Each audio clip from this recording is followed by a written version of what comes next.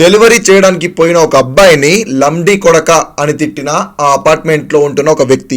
అసలు ఏమైందంటే, ఒక అపార్ట్మెంట్ లో ఒక అబ్బాయి గ్రోసరీస్ ఆర్డర్ పెట్టిండంట. అయితే ఆ జెప్టో అబ్బాయి గ్రోసరీస్ తీసుకొని డెలివరీ చేయడానికి వెళ్తే ఎవరో ఆ బిల్డింగ్ ఓనర్ కావచ్చు, ఆ బిల్డింగ్ లో ఉంటున్నాడు కావచ్చు, ఆ బిల్డింగ్ ప్రెసిడెంట్ కావచ్చు. అసలు నీకు తిట్టే రైట్స్ ఎవరిచ్చిండు? నువ్వేమన్నా పోషిస్తున్నావా, అన్నం పెడుతున్నావా, బట్టలు కొనిస్తున్నావా, నీ ఇంట్లో ఉంచుకుంటున్నావా? అసలు దేనికి తిడుతున్నావు ఆ అబ్బాయిని?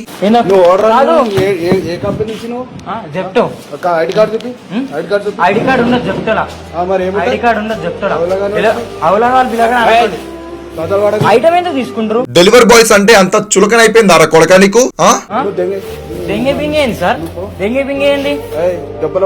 మంచి మాట్లాడండి. మేము దగ్గర ఏం పని చేయడానికి రాలే.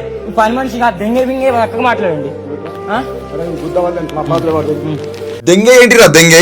ఆ అబ్బాయి ప్లేస్ లో వేరే ఎవరైనా రాడ్డుగాడు ఉండుంటేనా నీకు మాత్రం అక్కడనే పండబెట్టి తొక్కేటోడు. ఆ అబ్బాయి మంచోడని చెప్పి పిచ్చలై తీసుకొని సార్ సార్ సార్ అని రెస్పెక్ట్ గా మాట్లాడుతున్నాడు. లంబడి కొడకనా ఈ నా కొడుకు ఇప్పటి నుంచి ఏదన్నా ఆర్డర్ చేయాలన్నా, గ్రోసరీస్ గానీ, ఫుడ్ గానీ ఏదైనా డెలివర్ చేయాలన్నా సచ్చిపో మొత్తం అన్ని ఆన్లైన్ ప్లాట్ఫామ్స్ లో వీనికి సంబంధించిన వీని ఫ్యామిలీ మెంబర్స్ ని అందరినీ బ్లాక్ చేసి పడేయండి. డెలివరీ బాయ్స్ వాల్యూ తెలవాలి కొడుక్కి. ఒక్కసారి నువ్వు బయటికి రా, ఎండలు చూడు. అంత ఎండలున్నా కూడా ఏం ఆలోచించకుండా హాయిగా ఇంట్లో కూర్చొని ఏసీ ఆన్ చేసుకొని ఫుడ్ ఆర్డర్ చేస్తుంటే, అంత ఎండలో కష్టపడి ఫుడ్ తీసుకొని నీ కాడికి వస్తే ఎట్లా మాట్లాడుతున్నావు? అసలు ఎలా అనాలనిపిస్తుందిరా నీకు? దేవుళ్లా చూడాల్సిన పని మనిషిలా చూస్తావా? పళ్ళు రాలగొడతావా? వాళ్ళు గాని తలుచుకున్నారనుకో ఒక్క పన్ను కూడా నీ నోటో లేకుండా చేస్తారు. డెలివరీ బాయ్స్ మీరందరూ చాలా స్ట్రాంగ్ గా ఉండాలి. జై శ్రీరామ్, జై హింద్.